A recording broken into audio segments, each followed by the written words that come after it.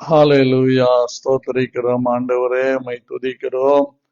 உம்முடைய நாமத்தை நாங்கள் மகிமைப்படுத்துகிறோம். ராஜரீகம் பண்ணுகிறவரே, உம்மை நன்றியோடு நாங்கள் ஸ்தோத்திரிக்கிறோம். ஒருவராக பெரிய காரியங்களை செய்கிற எங்கள் ராஜாவே, உம்மை நன்றியோடு துதிக்கிறோம். பரிசுத்தத்தில் பயங்கரமானவரே, உம்முடைய கிருபையுள்ள நாமத்தை ஸ்தோத்திரித்து உம்முடைய மகிமையான உம்முடைய நாமத்தை நாங்கள் உயர்த்துகிறோம். நீர் எங்களை சுகமாய் தங்கியிருக்க பண்ணுகிற தேவன், எங்களுக்கு நல்ல பலனை கொடுத்து கிருபை தந்து எங்களை வழிநடத்துகிற தேவனாய் இருக்கிறபடியால் உம்மை நன்றியோடு நாங்கள் ஸ்தோத்திரிக்கிறோம். ஆண்டவரே, அதிசயமானவரே, உம்மை நன்றியோடு ஸ்தோத்திரிக்கிறோம். அற்புதமானவரே, உம்மை நன்றியோடு நாங்கள் ஸ்தோத்திரிக்கிறோம். மகிமை சிறந்தவரே, உம்மை நன்றியோடு நாங்கள் ஸ்தோத்திரிக்கிறோம். அதிசயங்களை செய்கிறவரே, உம்மை நன்றியோடு நாங்கள் ஸ்தோத்திரிக்கிறோம். கிருபாசனபதியே, உம்மை நன்றியோடு ஸ்தோத்திரிக்கிறோம். மகத்துவங்களின் தேவனே, உம்மை நன்றியோடு ஸ்தோத்திரிக்கிறோம். இரக்கத்தில் ஐஸ்வர்யம் உள்ளவரே, உம்மை நன்றியோடு ஸ்தோத்திரிக்கிறோம். எங்களை நடத்துகிற எங்கள் அன்பின் பிதாவே, உம்மை நன்றியோடு நாங்கள் ஸ்தோத்திரிக்கிறோம். ஆண்டவரே, தயாபரரே, உம்மை நன்றியோடு ஸ்தோத்திரிக்கிறோம். எங்களை ஆட்கொண்டு நடத்துகிற எங்கள் அன்பின் பிதாவே, உம்மை நன்றியோடு நாங்கள் ஸ்தோத்திரிக்கிறோம். கிருபையும் தயவையும் எங்களுக்கு காண்பிக்கிறவரே, உம்மை நன்றியோடு நாங்கள் ஸ்தோத்திரிக்கிறோம். ஆண்டவரே, ஹalleluya, ஹalleluya. உம்மை நன்றியோடு நாங்கள் துதிக்கிறோம். தகப்பனே, உம்மை ஸ்தோத்திரிக்கிறோம். எங்களுக்காக யாவையும் செய்து முடிக்கிற எங்கள் தெய்வத்தை நாங்கள் பணிந்து கொண்டவர்களாய் ஆராதிக்கிறவர்களாய் ஸ்தோத்திரிக்கிறோம். கிருபாசனபதியே, உம்மை நன்றியோடு ஸ்தோத்திரிக்கிறோம். ஆண்டவரே, கிருபையில் ஐஸ்வர்ய சம்பன்னரே, உம்மை நன்றியோடு நாங்கள் ஸ்தோத்திரிக்கிறோம். ஆண்டவரே, இரக்கத்தில் ஐஸ்வர்யம் உள்ளவரே, உம்மை நன்றியோடு ஸ்தோத்திரிக்கிறோம். ஜீவாதிபதியே, உம்மை நன்றியோடு ஸ்தோத்திரிக்கிறோம். எங்களுக்காக யாவையும் செய்து முடிக்கிற எங்கள் ராஜாவே, உம்மை நன்றியோடு நாங்கள் ஸ்தோத்திரிக்கிறோம். ஆண்டவரே, எங்களை ஆட்கொண்டு நடத்துகிற எங்கள் பரலோகத்தின் தேவனே, உம்மை நன்றியோடு நாங்கள் ஸ்தோத்திரிக்கிறோம். ஆண்டவரே, எங்களை எப்பொழுதும் எல்லா இடங்களிலேயும் ஜெயத்தை எங்களுக்கு தருகிற தேவனே, உம்மை நன்றியோடு ஸ்தோத்திரிக்கிறோம். கிருபையில் ஐஸ்வர்ய சம்பன்னரே, உம்மை நன்றியோடு ஸ்தோத்திரிக்கிறோம்.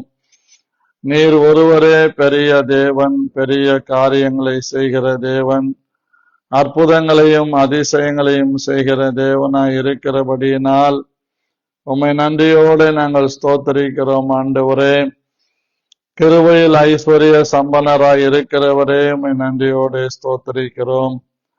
தயாபரரே, உம்மை நன்றியோடு ஸ்தோத்திரிக்கிறோம். ராஜரீகம் பண்ணுகிறவரே, உம்மை நன்றியோடு நாங்கள் ஸ்தோத்திரிக்கிறோம். ஆண்டவரே, எங்களை ஆட்கொண்டு எங்களை நடத்துகிற எங்கள் பிதாவே, உம்மை நன்றியோடு நாங்கள் ஸ்தோத்திரிக்கிறோம். எங்களை எப்பொழுதும் எல்லா இடங்களிலேயும் ஒரு ஜெயமுள்ள ஒரு வாழ்க்கை எங்களுக்கு தந்து நடத்துகிறவரே, ஸ்தோத்திரிக்கிறோம். எத்தனை நெருக்கங்கள், கஷ்டங்கள், உபத்திரவங்கள் வந்தாலும் அவைகள் எல்லாவற்றிலும் நாங்கள் குன்றி குறுகி போகாதபடிக்கு எங்களை பழகி பெருக பண்ணுகிற எங்கள் தேவனாகிய உமக்கு நன்றி சொல்லுவதிலே நாங்கள் சந்தோஷப்படுகிறோம். தகப்பனே, நீர் செய்து வருகிற எல்லா ஆச்சரியமான காரியங்களுக்காக, ஆராய்ந்து முடியாத பெரிய காரியங்களுக்காக உம்மை நன்றியோடு நாங்கள் ஸ்தோத்திரிக்கிறோம். ஆண்டவரே, எங்கள் ராஜாதி ராஜாவே, நீர் எல்லாவற்றிலும் எல்லாவற்றாலும் நிரப்புகிறவர். எங்களையும் உம்முடைய கிருபையினாலும் உம்முடைய தயவினாலும் உம்முடைய இரக்கத்தினாலும் நிரப்பி நடத்துகிற உம்முடைய அநாதி கிருபைகளுக்காக நன்றியோடு நான் ஸ்தோத்திரிக்கிறேன். ராஜரீகம் பண்ணுகிற எங்கள் தேவனே, எங்களை ஆட்கொண்டு நடத்தும்படியாக நாங்கள் செபிக்கிறோம். எங்கள் ஆவி ஆத்தும சரீரத்தை உம்முடைய பாதத்திலே வைத்து அப்பா பிதாவே என்று கூப்பிட பண்ணுகிற புத்திர சுவிகாரத்தின் ஆவியின் நிறைவோடு இந்த காலை வேளை என் வாயின் வார்த்தைகளும் என் இருதயத்தின் தியானமும் பேசுகிற அடியனுக்கும் கேட்கிற யாவருக்கும் நம்முடைய சமூகத்திலே பிரீதியாய் இருப்பதாக என்று இயேசு கிறிஸ்துவின் நாமத்தில் வேண்டிக் கொள்கிறேன். நல்ல பிதாவே, ஆமேன். அன்பான கர்த்தருடைய பிள்ளைகளே, இந்த ஆசீர்வதிக்கப்பட்ட இந்த காலை வேளையிலே உங்களோடு பகிர்ந்து கொள்வதும் பங்கு கொள்வதும் மிகுந்த ஆசீர்வாதமாய் இருக்கிறபடியினால் உங்களை நான் அன்போடு வணங்கி வாழ்த்தி இயேசு கிறிஸ்துவின் நாமத்தில் வரவேற்கிறேன். கர்த்தராகிய ஆண்டவர் தொடர்ந்து சில நாட்களாக நம்மோடு இடைப்பட்டு கொண்டே இருக்கிறார். ஆகவே இன்றைக்கும் பரலோகத்தின் தேவனாகிய கர்த்தர் நம்மோடு பேசும்படியான ஒரு தருணத்திற்கு நாம் வந்திருக்கிறோம். அன்பானவர்களே, எபிரேயருக்கு எழுதின நிருபத்திலே நாம் தொடர்ந்து பார்த்து கொண்டிருக்கிறோம். எபிரேயர் 3ஆம் அதிகாரம் 14வது வசனம். நாம் ஆரம்பத்திலே கொண்ட நம்பிக்கையை முடிவு பரியந்தம் உறுதியாய் பற்றி கொண்டிருப்போமாகில் கிறிஸ்துவினிடத்தில் பங்குள்ளவர்களாய் இருப்போம். இந்த வசனத்தை எத்தனை பகுதிகளாக நாம் பிரித்திருக்கிறோம். ஆரம்பம் என்கிற தலைப்பிலே நாம் தேவனுடைய வார்த்தைகளை சிந்தித்திருக்கிறோம். நம்பிக்கை என்ற தலைப்பிலே, முடிவு என்கிற தலைப்பிலே, இப்பொழுது உறுதி என்கிற தலைப்பிலே நாம் சிந்தித்துக் கொண்டிருக்கிறோம். அடுத்த பகுதியாக பற்றி கொண்டிருப்போமாகில், பற்றுதல் என்கிற தலைப்பிலே பங்குள்ளவர்களாயிருப்போம் என்கிற தலைப்பிலேயும் நாம் சிந்திக்க இருக்கிறோம். இன்றைக்கு நாம் நேற்றைய தினத்தினுடைய தொடர்ச்சியை இன்றைக்கு நாம் பார்க்க இருக்கிறோம். நேற்றைய தினத்திலே மரண சாசனம் உறுதிப்படும், எழுதினவன் உயிரோடு இருக்கையில் அதற்கு பலனில்லை என்று சொல்லி நாம் சிந்தித்தோம். பிரியமானவர்களே, இன்றைக்கு தேவன் நம்மோடு இடைபடுகிற வார்த்தைகளை நாம் உறுதியாக சிந்திப்பது அவசியமாயிருக்கிறது. எபிரேயர் 10ஆம் அதிகாரம் 23வது வசனத்தை இன்றைய நாளுக்குரிய தியானமாக நான் வாசிக்க விரும்புகிறேன். 23வது வசனம். அல்லாமலும் நம்முடைய நம்பிக்கையை அறிக்கையிடுகிறதில் அசைவில்லாமல் உறுதியாய் இருக்க கடவோம். வாக்கு தத்தம் பண்ணினவர் உண்மை உள்ளவராய் இருக்கிறாரே. மறுபடியும் உங்களுக்காக வாசிக்கிறேன். அல்லாமலும் நம்முடைய நம்பிக்கையை அறிக்கையிடுகிறதில் அசைவில்லாமல் உறுதியாய் இருக்க கடவோம். வாக்கு தத்தம் பண்ணினவர் உண்மை உள்ளவராய் இருக்கிறார். அன்பான தேவனுடைய பிள்ளைகளே, நமக்குள்ளே துவங்கப்பட்டிருக்கிற நம்பிக்கை அது முடிந்து போகிற ஒரு நம்பிக்கை அல்ல. அது முடிவில்லாத நம்பிக்கை, அழிந்து போகிற நம்பிக்கை அல்ல. அது அழியாத நம்பிக்கை. ஜீவனுள்ளவர்களாய் கிறிஸ்துவுக்குள் நாம் வாழும் போதும் இந்த நம்பிக்கை அழிந்து போவதில்லை. அல்லது கிறிஸ்துவுக்குள்ளாக நாம் மரித்து போனாலும் இந்த நம்பிக்கை அழிந்து போவதில்லை.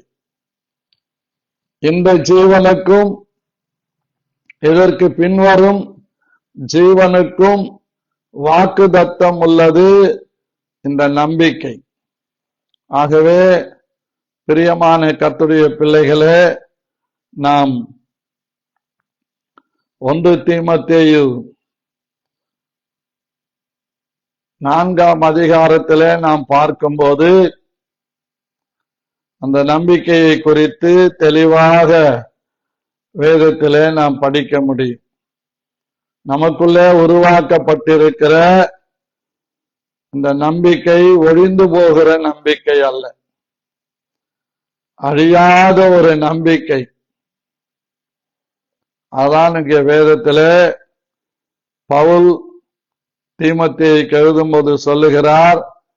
1 தீமோத்தேயு 4ஆம் அதிகாரம் 7, 8, சீர்கேடும் கிழவிகள் பேச்சுமாயிருக்கிற கட்டுக்கதைகளுக்கு விலகி தேவ பக்திக்கு ஏதுவாக முயற்சி பண்ணு. சரீர முயற்சி அற்ப பிரயோஜனம் உள்ளது. தேவ பக்தியானது இந்த ஜீவனுக்கும் இதற்கு பின்வரும் ஜீவனுக்கும் வாக்குதத்தம் உள்ளதாகையால் எல்லாவற்றிலும் பிரயோஜனம் உள்ளது.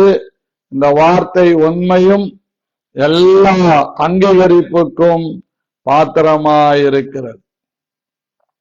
சரீர முயற்சி அற்ப பிரயோஜனம் உள்ளது.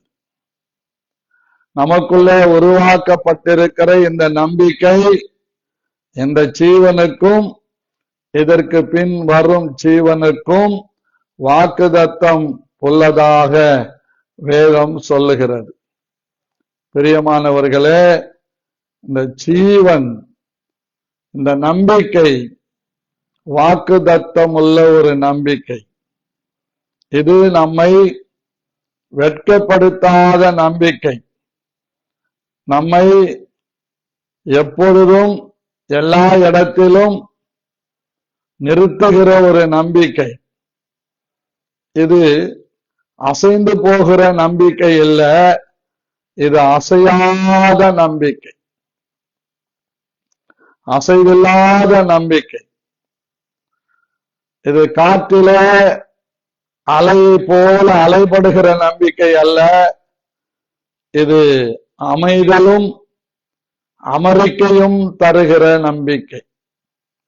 ஆகவே இந்த நம்பிக்கையில நாம் எப்பொழுதும் உறுதிப்பட்டவர்களாக இருக்க வேண்டும் என்று வேதம் நம்மை அழைக்கிறது. இந்த நம்பிக்கையை நமக்கு வாக்கு பண்ணினவர் உண்மையுள்ளவராயிருக்கிறார். ஏற்கனவே நாம் சிந்தித்திருக்கிறோம். கிறிஸ்துவோ அவருடைய வீட்டிற்கு மேற்பட்டவரான பிதாவுடைய ஒரே பேரான குமாரனாயிருந்து நம்பிக்கை உள்ளவராய் உண்மையுள்ளவராய் இருந்தார் என்று நாம் சிந்தித்திருக்கிறோம். ஆகவே இந்த காலை வேளையில வேதம் நமக்கு அழகாய் சொல்லுகிறது, தேவனுடைய வீட்டின் மேல் அதிகாரியான மகா ஆசாரியர் நமக்கு ஒருவர் இருக்கிறபடியினால் துர்மனசாட்சி நீங்க தெளிக்கப்பட்ட இருதயம் உள்ளவர்களாயும் சுத்த ஜலத்தால் கழுவப்பட்ட சரீரம் உள்ளவர்களாயும் உண்மையுள்ள இருதயத்தோடும் விசுவாசத்தின் பூரண நிச்சயத்தோடும் கர்த்தரிடத்திலே நாம் சேருவதை தேவனுடைய வார்த்தை நம்மை வரவேற்கிறது. ஆகவே அசைவில்லாமல் உறுதியாக்கப்பட்டிருக்கிற இந்த வார்த்தை நேரத்துக்கு ஏற்றால் போல இந்த நம்பிக்கை மாறுவதில்லை, மாறவும் கூடாது. இந்த நம்பிக்கை நமக்குள்ளே அசையாத ஒரு நம்பிக்கையாய் நமக்குள்ளே இருக்கு. இந்த நம்பிக்கையை நம்மை விட்டு யாரும் அசைக்கவே முடியும். அவர் என் வலது பாரிசத்தில் இருக்கிறபடியினால் நான் அசைக்கப்படுவதில்லை என்கிற நம்பிக்கை. அவர் நமக்காக பரிந்து பேசிக் கொண்டிருக்கிறபடியினால் இது அசைவில்லாத நம்பிக்கை. இது காற்றில அடிபட்டு அசைகிற இலைகளை போல செடிகளை போன்ற நம்பிக்கை அல்ல. இது உறுதி பண்ணப்பட்ட நம்பிக்கை. இது நமக்கு ஸ்திரப்படுத்தப்பட்டிருக்கிற நம்பிக்கை, நித்தியத்துக்கான நம்பிக்கை. அப்படியானால் இந்த உலகத்தில் எப்படி பாஸ்டர் பல பாடுகள் வழியாக தான் பரலோகம் போக வேண்டும் என்று அப்போஸ்தலர் 14ஆம் அதிகாரத்திலே சொல்லப்பட்டிருக்கிறது. வேணுமானா நீங்க அப்போஸ்தலர் 14ஆம் அதிகாரத்தை நீங்கள் எடுத்து பாருங்க, அங்கே அழகாய் சொல்லப்பட்டிருக்கிறது. அப்போஸ்தலர் 14ஆம் அதிகாரம். பவுலையும் சீலாவையும் அடித்து துன்புறுத்தின போது இந்த பவுலும் சீலாவும் மறுபடியும் வந்து ஜனங்களை தைரியப்படுத்தி அவர்களை உற்சாகப்படுத்துகிறதை அந்த வசனத்திலே நாம் பார்க்க முடியும். அநேக பாடுகள் வழியாய் நாம் பரலோகத்திற்கு பிரவேசிக்க வேண்டும் என்று அந்த வசனம் சொல்லுகிறது.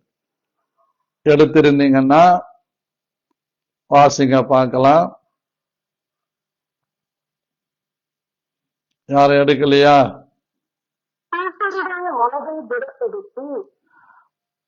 கொஞ்சம் நிதானமா படிங்க.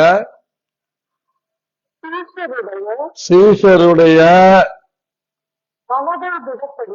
மனதை திடப்படுத்தி விசுவாசத்திலே நிலைத்திருக்கும்படி அவர்களுக்கு புத்தி சொல்லி நாம் அநேக உபத்திரவங்களின் வழியாய்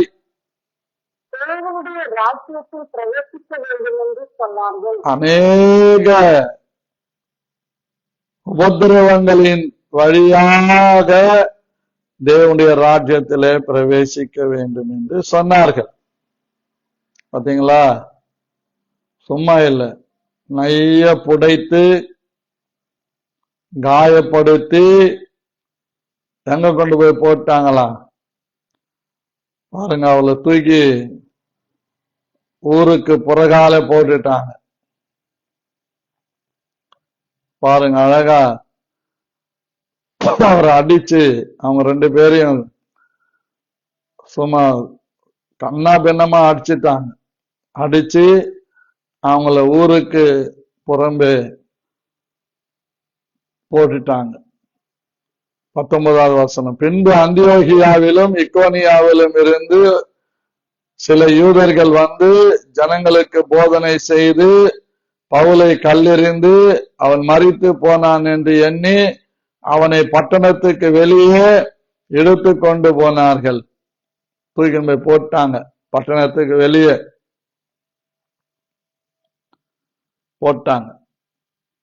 அப்போ சீஷர்கள் அவனை சூழ்ந்து நிற்கையில் அவன் எழுந்து பட்டணத்திற்குள் பிரவேசித்தான்.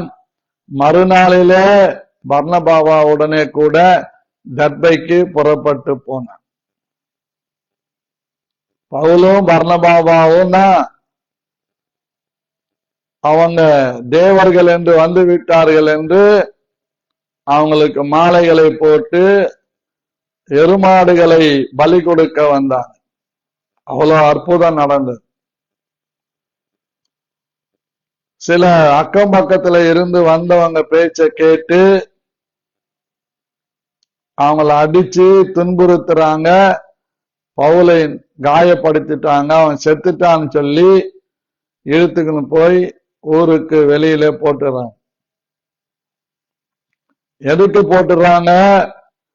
இந்த அசைவில்லாத இந்த உறுதியான நம்பிக்கையை போதித்ததினால. சும்மா வாயில வட சுடல. தாயின் வயிற்றிலிருந்து பிறந்தது முதல் சப்பானியா இருந்த ஒருவனை ரட்சிப்புக்கேற்ற விசுவாசம் அவனுக்கு உண்டு என்று தெரிந்து அவன் கரத்தை பிடித்து நிறுத்தி அவன் அற்புதத்தை பெற்றுக் கொள்ளுகிறான். தேவர்கள் நம் மத்தியில மனுஷ ரூபம் எடுத்து வந்துட்டாங்கன்னு சொல்லி அந்த பட்டணத்தில் இருந்த பகுத்தறிவற்றவர்கள் அவர்களுக்கு மாலைகளை போட்டு, பைபிள்லேயே பூமாலை போட்ட ஒரே ஒரு இடம் விக்கிரக ஆராதனைக்காரர்கள்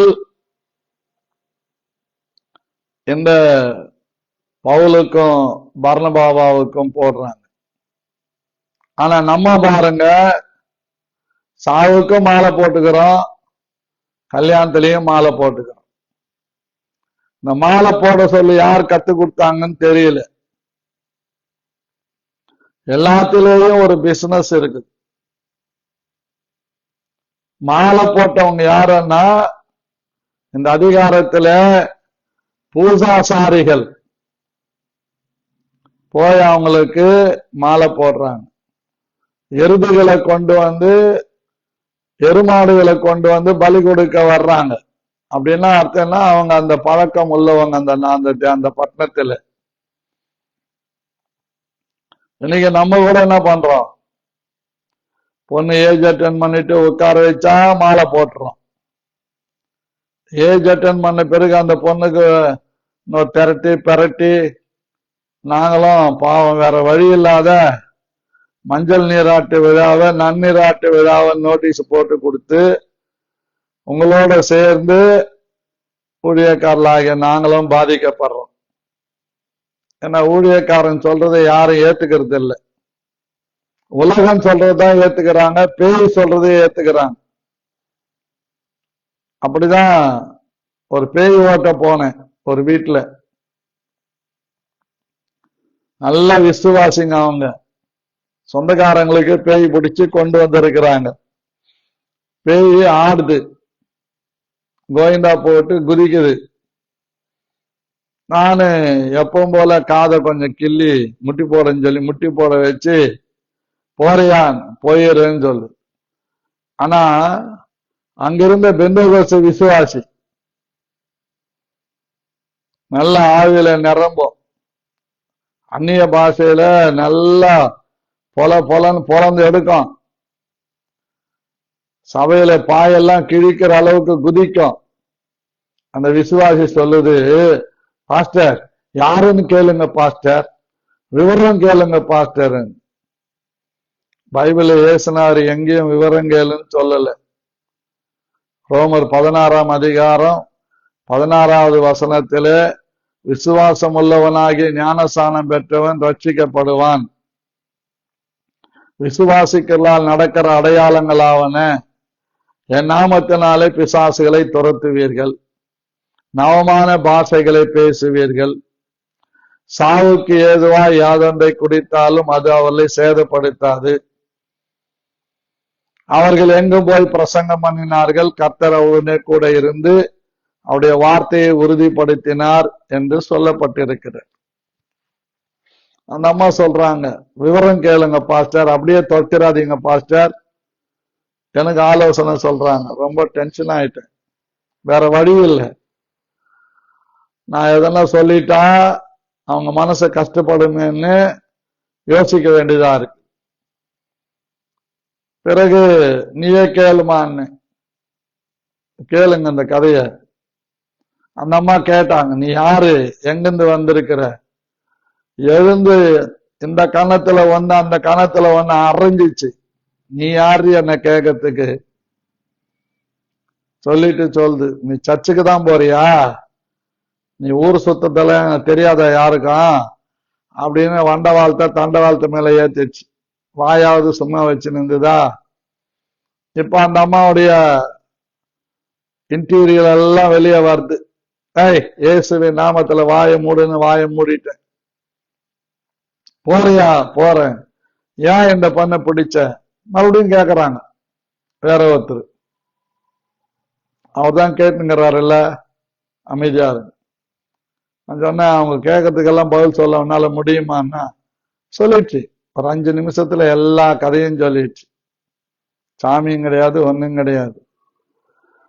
தற்கொலை பண்ணிக்கிட்ட ஆவி எத்தனை பேரு? 4-5 பேர் உள்ள வந்துட்டாங்க. அப்புறம் விடுதலை ஆனாங்க, ஆண்டவரை ஏத்துக்கினாங்க. இன்னைக்கு அவங்க அடையாறுல சபையில இருக்கிறாங்க. இப்படி நம்ம ஜாதகமா கேட்கணும், ஜோசியமா கேட்கணும்னு பாக்குறேன். அது நம்ம ஊறி போச்சு. நான் கூட சில கல்யாணங்கள்லாம் பண்ணேன். என் பேச்ச கேட்டவங்க மாலை போடாமையே மாப்பிள்ளையும் பொண்ணும் அந்த தாலி சரடை மாத்திரம், நான் தாலியெல்லாம் எடுத்து கொடுக்கறது கிடையாது. ஜெபம் பண்ணிடுவேன். கல்யாணம் நடத்த வந்த பாஸ்டர் தாலி எடுத்து கொடுப்பாரு, அவங்க கட்டிக்குவாங்க. ஆனா சில பிடிவாதமான ஆட்களை நம்ம ஒண்ணும் பண்ண முடியாததுனால, நல்லா போட்டுக்கோங்க, என்னென்ன மாலைலாம் போடுறீங்களோ எல்லா மாலையும் போட்டுக்கோங்க. நான் வெளிப்படையா சொல்றேன், மாலைக்கு பணம் கொடுப்பாங்க, மண்டபத்துக்கு பணம் கொடுப்பாங்க, எல்லாத்துக்கும் பணம் கொடுப்பாங்க. கல்யாணம் பண்ண வந்த ரீஸ்டாருக்கு பணம் கொடுக்கறப்பதான் இவங்களுக்கு பிரச்சனையே வந்துடும்.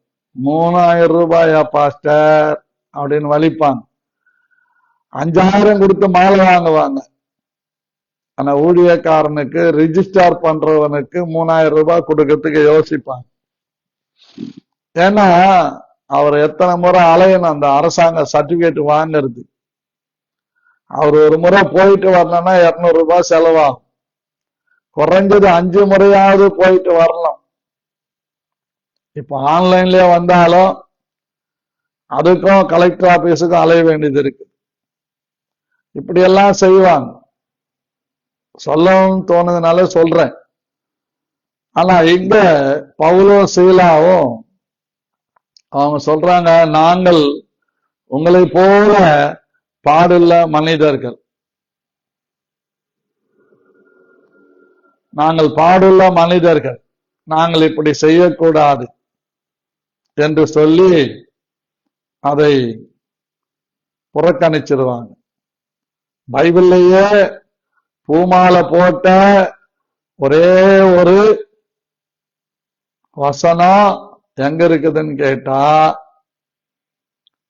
இந்த 14ஆம் அப்போஸ்தலர் நடபடிகள் 14ஆம் அதிகாரத்திலே தான் இருக்கு.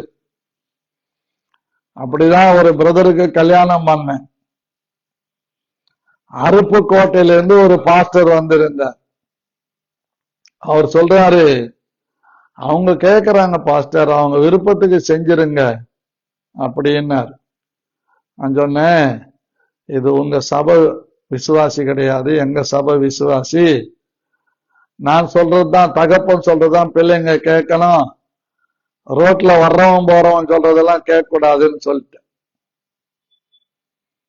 வேற வழி இல்ல, அங்க வந்துட்டாங்க. நான் கல்யாணம் முடிச்சிட்டு ரிசப்ஷன்ல கொண்டு போய் நிறுத்தி ஜெபம் பண்ணிட்டு வீட்டுக்கு வந்துட்டேன். அவங்க மாலை மாத்திக்கினாங்களா மாலை மாத்திக்கலையா தெரியாது. ஆனா இன்னைக்கு அந்த குடும்பம் அப்படிதான் இருக்கு. ஒரு நிலை இல்லாத, ஒரு ஸ்திரம் இல்லாத, உறுதி இல்லாத வாழ்க்கை வாழ்ந்து கொண்டுதான் இருக்கிறான். பிரியமான தேவனுடைய பிள்ளைகளே, நம்ம நல்லா யோசிக்கணும். பாருங்க, அந்த வசனம் அவங்களுக்கு அவங்க பேர் வைக்கிறாங்க. 12வது வசனம், பர்னபாவை யூபித்தர் என்றும் பவுல் பிரசங்கத்தை நடப்பித்தவனானபடியினால் அவனை மெர்க்குரி என்றும் சொன்னார்கள். அல்லாமலும் பட்டணத்துக்கு முன்னே இருந்த யூபித்தருடைய கோவில் பூசாசாரி எருதுகளையும் பூமாலைகளையும் வாசலண்டையிலே கொண்டு வந்து ஜனங்களோடு கூட அவர்களுக்கு பலியிட மனதாயிருந்தார்கள். அப்போஸ்தலராகிய பர்னபாவும் பவுலும் அதை கேட்ட பொழுது தங்கள் வஸ்திரங்களை கிழித்து கொண்டு கூட்டத்துக்குள்ளே ஓடி உரத்த சத்தமாய், மனுஷரே, ஏன் இப்படி செய்கிறீர்கள்? நாங்களும் உங்களை போல பாடுள்ள மனுஷர் தானே. நீங்கள் இந்த வீணான தேவர்களை விட்டு வானத்தையும் பூமியையும் சமுத்திரத்தையும் அவைகள்ல யாவற்றையும் உண்டாக்கின ஜீவனுள்ள தேவனிடத்திற்கு திரும்ப வேண்டும் என்று உங்களுக்கு பிரசங்கிக்கிறோம். நல்லா புரிந்து கொள்ளுங்க. இதனால எனக்கும் எங்க பாஸ்டர்மாவுக்கு ஒரு தர்க்கமே வந்து, அவங்க போட்டுனா போட்டுக்குன்னு போறாங்க, ஐயா உமக்கு எதுக்கு, விட்டுருங்க, உங்க பேச்சு அவங்க கேட்கல இல்ல அப்படின்றாங்க. என் பேச்சை கேட்காத போறவங்க எல்லாம் எப்படி எப்படி இருக்கிறாங்க நான் பார்த்துக்கிட்டு தான் இருக்கிறேன். என் வார்த்தையை கேட்டு அதன்படி செய்யற கர்த்தருடைய பிள்ளைங்க இன்னைக்கு சபையிலையும் வெளியிலேயும் நல்லா இருக்கிறாங்க. சில நாட்களுக்கு முன்பு அரக்கோணத்திலிருந்து எனக்கு ரொம்ப வேண்டிய குடும்பம், என்னை ரொம்ப நேசித்து எனக்கு உதவியா இருந்த குடும்பம், பலமுறை நம்ம நகருக்கு சர்ச்சுக்கு வந்திருக்கிறாங்க. அதுல 2வது பையன் மனைவியோட இங்க வந்தான்.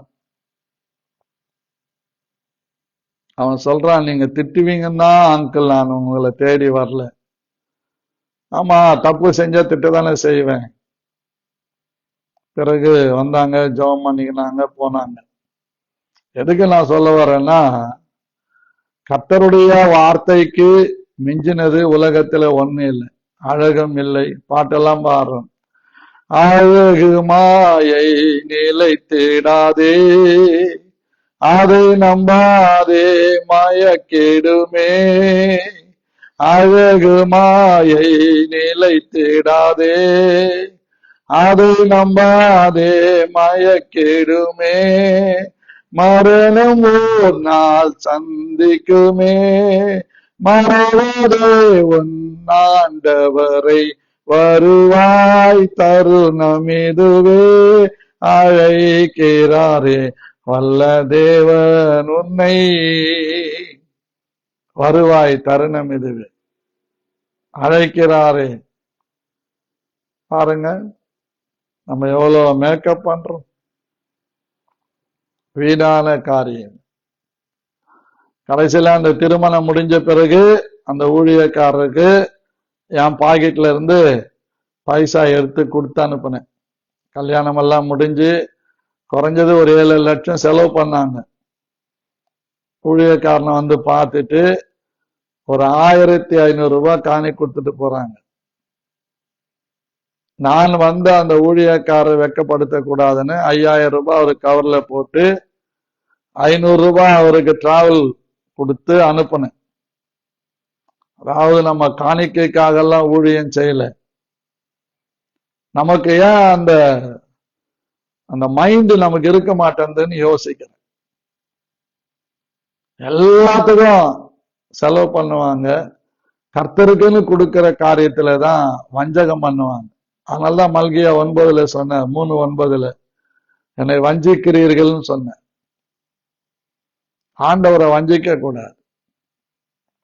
அன்பானவர்களே, இந்த இடத்துல பவுலும் சீலாவும் என்ன, பவுலும் பர்னபாவும் அடிபட்டு நொறுக்கப்பட்டாலும் அநேக உபத்திரங்கள் வழியா, பாடுகள் வழியாதான் நம்ம தேவனுடைய ராஜ்யத்துல பிரவேசிக்கணும். உபத்திரவம் நம்பிக்கையையும் ரோமர் 3ஆம் அதிகாரம், ரோமர் 5ஆம் அதிகாரம் 3வது வசனம் எடுத்தீங்கன்னா படிங்க. ரோமர் 5ஆம் அதிகாரம் 3வது வசனம். யாரும் எடுக்கலையா? ஹலோ. அது மாத்திரமல்ல, உபத்திரவம்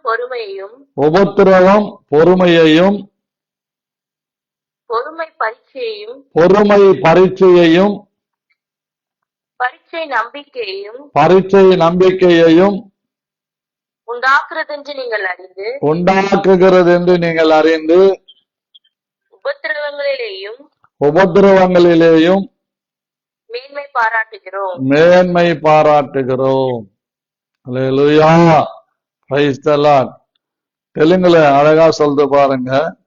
అంతేకాదు శ్రమ ఓర్పును, ఓర్పు పరీక్షను, పరీక్ష నిరీక్షణను కలుగజేయునని ఎరిగి.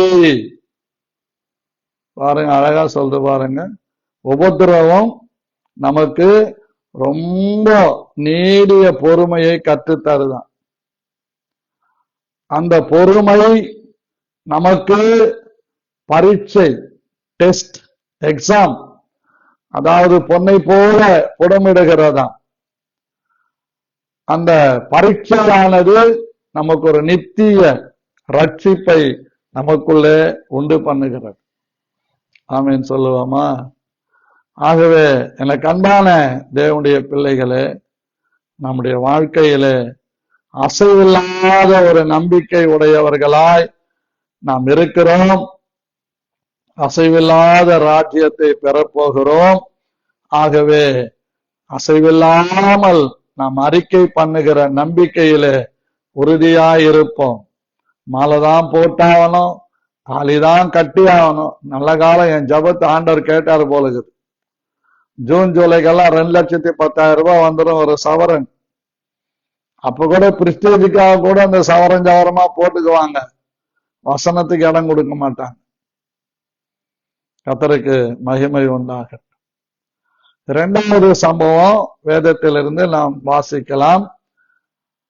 எபிரேயர் 11ஆம் அதிகாரம் 27வது வசனத்தினாலே, விசுவாசத்தினாலே அவன் அதரிசனமானவரை தரிசிக்கிறது போல உறுதியாயிருந்து ராஜாவின் கோபத்துக்கு பயப்படாமல் எகிப்தை விட்டு போனான்.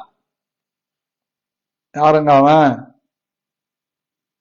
கர்த்தருக்கு ஸ்தோத்திரம். யார் அவன்? மோசே. 24வது வசனம் பாருங்க. விசுவாசத்தினாலே மோசே தான் பெரியவனான போது பார்வோனுடைய குமாரத்தியின் மகன் எனப்படுவதை வெறுத்து, நமக்கு எதிரையும் வெறுப்பு வராது. சபையில கூட பாருங்க, ஒரு பீஸு கறி போலன்னு ஒரு குடும்பமே பிரிஞ்சு போயிட்டாங்க சில ஆண்டுகளுக்கு முன்னால. சர்ச்சில் தங்குறது என் வேலை கிடையாது, பாஸ்டம்மா வேலை கிடையாது. அங்க வச்சிருவோம், விருப்பம் உள்ளவங்க பங்கிடுவாங்க. அந்த அம்மாவுக்கு பக்கத்துல இருக்கிறவங்களுக்கு கறி போட்டாங்களா, இவங்களுக்கு போடலையா, அத மனசுல வச்சுக்கினே இருந்து வேற ஒரு பிரச்சனைய வச்சு போனாங்க. இன்னைக்கு சிந்தாலாடி சீர்கெட்டுன்னு இருக்கிறாங்க. எதுக்கு? ஒரு இறைச்சி துண்டுக்கு. Hello dear brother and sister, listen me each and every one. மாம்சங்க, மாம்சத்தை மாம்சத்துக்கு தின்றோம். ஆனா இன்னைக்கு என்ன பக்கத்துல உட்கார்ந்து எல்லாரும் தான் சாப்பிடுறாங்க, எல்லா இடத்துலயும் சாப்பிடுறாங்க. நமக்கு அது மேல இஷ்டமே கிடையாது. இங்க சொல்றாரு பாருங்க, பார்வோன் குமாரத்தின் மகன் எனப்படுவதை வெறுத்து அனித்தியமான பாவ சந்தோஷங்களை அனுபவிப்பதை பார்க்கலாம் தேவனுடைய ஜனங்களோட துன்பத்தை அனுபவிப்பதையே தெரிந்து கொண்டு இனிவரும் பலன் மேல் நோக்கமாயிருந்து, இனிவரும் பலன் மேல அந்த அசைவில்லாத ராஜ்யத்தை அடையக்கூடிய அசைவில்லாத அந்த நம்பிக்கையை அறிக்கை பண்ணுகிறதை குறித்து நோக்கமா இருந்து எகிப்துள்ள பொக்கிஷங்களிலும் கிறிஸ்துவ நிமித்தம் வரும் நிந்தையை அதிக பாக்கியம் என்று எண்ணினார். யாரும் நம்மள ஒண்ணு சொல்லிடக்கூடாது. சூடு சொர்ணம் எல்லாமே அங்கதான் வந்துடும். அவன் எப்படி என்ன சொல்லலாம் சொல்லி போட்டான், அவன் எப்படி என்னை பத்தி பேசலாம் பேசின்னு போட்டான், அவன் எப்படி என்ன நிந்திக்கலாம் நிந்திச்சுன்னு போட்டான். கிறிஸ்துவ நிமித்தம் உனக்கு நிந்தை வருதா, அவமானம் வருதா, சகி சகி சகி శ్రమలు ఎన్నో వస్తాయి క్రీస్తు నిమిత్తం, అన్ని సహించాలి. சகிக்கணும். சகிப்பு தன்மை. இன்னைக்கு ரட்சிக்கப்பட்டிருக்கிற அபிஷேகம் பெற்றிருக்கிற ஏதோ 2 வருஷம் 3 வருஷம் விசுவாசினா பரவாயில்ல, 30 வருஷமா இருக்கிற விசுவாசி கூட, 50 வருஷமா இருக்கிற விசுவாசி கூட, கிறிஸ்தவனாய் வயிற்றிலிருந்து பிறந்தவங்களுக்கு கூட ஒரு சகிப்பு தன்மை இல்லை. எதுவும் சொல்லக்கூடாது. கம்பெனில HR சொல்லலாம், மேனேஜர் சொல்லிடலாம், திட்டிடலாம், அவனை இவனை வாடி போடியெல்லாம் பேசிடலாம். ஆனா ஊழியக்காரன் மாத்திரம் ஒரு வார்த்தை சொல்லிட்டான்னா போதும், அவர் எப்படி சொல்லலாம், அவர் எப்படி பேசலாம் அப்படின்னு வீறு கொண்டு எழுதுவாங்க. அது ஜபத்துல காட்டுங்க, வேத வாசிப்புல காட்டுங்க அந்த வீராப்ப. நிறைய பேரு வீம்பலா வந்து வீணா போயிடுவாங்க. நான் பைபிள் அழகா சொல்லுது, இனி வரும் பலன் மேல் நோக்கமா இருந்து எகிப்தில் உள்ள பொக்கிஷங்களை பார்க்கலாம், கௌரவத்தை பார்க்கலாம், எல்லா விதமான மனுஷரால் புகழப்படுகிற புகழ்ச்சியை பார்க்கலாம். அவனுக்கு எல்லாத்தையும் கிடையாதுங்க. எகிப்துல பார்வோன் ராஜாவுடைய குமாரத்தின் மகனாக வளர்க்கப்பட்டவனுக்கு அவனுக்கு இல்லாத ஆசீர்வாதமே கிடையாது. ஆனா கிறிஸ்துவின் நிமித்தம் வரும் நிந்தையை பாக்கியம் என்று எண்ணினான். ஏன்? அசைவில்லாத அந்த நம்பிக்கை, அதுல உறுதி, அதுல ஒரு ஸ்திரம், அதுல ஒரு பிடிப்பு, அதுல ஒரு வைராக்கியம். அடுத்து சொல்றாரு, விசுவாசத்தினாலே அவன் மோசே அதரிசனமானவரை தரிசிக்கிறது போல உறுதியாயிருந்து. எகிப்தில் இருக்கும்போது அவரை தரிசிக்கல. எகிப்திலிருந்து நாடு கடத்தப்பட்டு போய் எத்திரோவின் ஆடுகளை பாதுகாக்கிறப்ப, ஆடு மேய்க்க போனப்பதான் தரிசனம் பார்க்கிறான், முச்செடியில எரிகிற வரை. அதுக்கு முன்னாடியே அவனுக்குள்ளே அந்த விசுவாசம், எபிரேயன் அல்லவா, அந்த ரத்தத்துல அது ஊறி போயிருந்தபடியினால் அதிரசமானவரை தரிசிக்கிறது போல உறுதியாயிருந்து. தரிசிக்கல, ஆனா தரிசிக்கிறவரை போல உறுதியாயிருந்து. அந்த தரிசிக்கிறவரை போல உறுதியாயிருந்த அந்த உறுதிதான் எபிரேயனை ஒருவன் அடிக்கும் போது எகிப்தியனை இவன் போட்டு தள்ளுறான். தரிசனம் பார்த்த பிறகு, நீ நிற்கிற இடம் பரிசுத்த பூமின்னு சொன்ன பிறகு, பாதரட்சைகளை கயற்றின பிறகு, அவனுக்குள்ள வந்த ரட்சிப்பையும் அபிஷேகத்தையும் வல்லமையும் வைத்து ஜனங்களை விடுதலையாக்க புறப்பட்டு எகிப்திலே போய் ராஜாவுக்கு முன்பாக தைரியமா நிற்கிறான், பயப்படாம நிற்கிறான். ராஜாவின் கோபத்துக்கு பயப்படாமல் எகிப்தை விட்டு போனான். கர்த்தருக்கு ஸ்தோத்திரம். பிரியமானவர்களே, இதிலே நமக்கு ஒரு உறுதி இருக்க வேண்டும். கர்த்தருக்கு மகிமை உண்டாகும். ஆகவே மாம்சத்துக்குரிய காரியங்களை உறுதியா இல்லாம, வைராக்கியம் காமிக்காம, நமக்குள்ள இருக்கிற நம்பிக்கை, யார் என்ன நிந்திக்கட்டும், யார் என்ன புறம் பேசட்டும், யார் என்ன யோசிக்கட்டும், என்ன செய்யட்டும், என் அழைப்புல நான் நிற்பேன், எனக்கு கொடுக்கப்பட்ட அபிஷேகத்துல நான் நிற்பேன், என்னை ஆண்டவர் நடத்துகிறதுல நான் உறுதியா இருப்பேன், யார் என்ன சொன்னாலும் சபையில நான் தூணா இருப்பேன், யார் என்ன பேசினாலும் ஊழியத்துல ஊழியக்காரருக்கு உறுதியா இருப்பேன், யார் என்ன சொன்னாலும் எனக்கு கொடுக்கப்பட்ட ஊழியத்தை செய்யறதுல, எனக்கு கொடுக்கப்பட்ட காரியத்துல நான் உறுதியா இருப்பேன். இந்த அசைவில்லாத உறுதி உடையவர்களாய் வளருகிற பிள்ளைகளை கர்த்தர் வாலாக்காமல் தலையாக்குவார், கீழாக்காமல் மேலாக்குவார். இப்படி எல்லாவற்றிலேயும் சகிப்புத்தன்மை, எல்லாவற்றிலையும் விட்டு கொடுக்கிற குணம், எல்லாவற்றிலையும் பொறுக்கிற மனம், இவங்க தாங்க நிறைகுடம். இது தழும்பால், இது அலம்பவே அலம்பால், நிறைகுடம். கர்த்தருக்கு எவ்வளவு செய்தாலும் யாருக்கிட்டையும் போய் நான் இதை செஞ்சேன் அதை செஞ்சேன்னு சொல்ல மாட்டேன். வலது கை செய்யறத இடது கைக்கு தெரியாது. நாங்க ஊழியக்காரங்க சொல்லுவோம், செஞ்சதில்லை, மற்றவங்க செய்யணுங்கிறதுக்காக அவங்கள மோட்டிவேட் பண்ணுவோம், அவர்களை நோக்கப்படுத்துவோம், ஊக்கப்படுத்துவதற்காக சில எக்ஸாம்பிளுக்காக சில சாட்சிகளை சொல்லுவோம். ஆனா சிலரு அவ்வளோ பயங்கரமா இருக்கிறாங்க. ஆச்சரியமா இருக்கும் கேட்கறதுக்கு. அமைதியாயிடுவேன், ஒன்னும் கண்டுக்கிடவே மாட்டேன். எரேமியா 20:11-12 படி ஆண்டவர்கிட்ட போய் சாட்டிடுவேன். கர்த்தருக்கு ஸ்தோத்திரம். அப்படி கேட்டா டெய்லி ஒவ்வொருத்தரோட சண்டை போட்டு இருக்க வேண்டியதுதான். ஆகவே இந்த கடைசி காலத்துல கர்த்தர் நமக்கு கொடுத்திருக்கிற நம்பிக்கை அசைவில்லாத நம்பிக்கை. அதுல உறுதியா இருந்து வாக்குத்தத்தம் பண்ணினவர் உண்மை உள்ளவர், பொய் சொல்ல மாட்டார், எல்லாவற்றையும் நிறைவேற்றுவார். நாம் கிறிஸ்துவுக்காக கனி கொடுக்கிறவர்களாய் மாற வேண்டும். எல்லா சூழ்நிலையும் நாம் கனி கொடுக்கிறவர்களாய் மாற வேண்டும். கனி கொடுக்கணும் நீங்க விரும்புனீங்கன்னா, கனி கொடுக்கிற மரம் அங்காங்கே சின்ன சின்ன கிளைகள் போகுதுன்னா, அந்த மரத்துக்குரிய ஓனர் அந்த கிளைகளையும் களைகளையும் பிடுங்கி கிளைகளை நறுக்கி மரத்தை சுத்தம் பண்ணுவார். அது மிகுந்த கனிகளை கொடுக்கும். ஏன் அதை சுத்தம் பண்றாங்க, சைட்ல இருக்கிறதெல்லாம் கழிக்கிறாங்க அப்படின்னா, அந்த மரத்தினுடைய ஆணி வேர் உறிஞ்சுகிற எல்லா விதமான சத்தும் சைட்ல இருக்கிற அன்னெசசிட்டியான அந்த கிளைகளுக்கு அது போய் வீணா போகும். பலனில்லாத அந்த கிளைகள் எவ்வளவு பலுத்தாலும் பிரயோஜனம் இல்லை. பலன் கொடுக்கிற கிளைகள், அந்த பலன் கொடுக்கிற கிளைகள் இன்னும் அதிகமாய் கனி தரும்படியாக தன் வீட்டில இருக்கிற மரத்தை சுத்தம் பண்ணுகிறார். கர்த்தருக்கு மகிமை உண்டாகட்டும். எப்பவும் பாருங்க, மாந்தோப்பு வச்சிருக்கிறவங்க நீங்க பாத்தீங்கன்னா, சில மாந்தோப்புல சில மரங்கள் நட்ட ஒரே வருஷத்துல துளுத்து பூக்கும். ஆனா அந்த ஓனர் என்ன பண்ணுவார், போய் அந்த பூவெல்லாம் பறிச்சு விட்டுருவார். 2வது வருஷமும் அது பூக்கும், பறிச்சு விட்டுருவார். ஏன் தெரியுமா? அது பிஞ்சிலேயே மரம் வீணாய் போக கூடாது, இதெல்லாம் எடுத்துட்டு அப்படியே விடுவார்.